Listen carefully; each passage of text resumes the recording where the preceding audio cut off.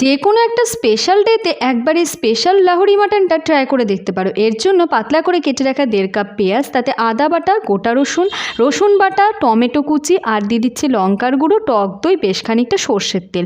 পেঁয়াজটা এইভাবে ম্যারিনেট করে রেখে দেবো। এবারে একটা পাত্রে সামান্য একটু জল নিয়ে তাতে ভর্তি করে 1 চামচ জিরে গুঁড়ো, ধনে গুঁড়ো, লঙ্কার গুঁড়ো, দিয়ে দিলাম পরিমাণ মতো হলুদ আর একটু গরম মশলা।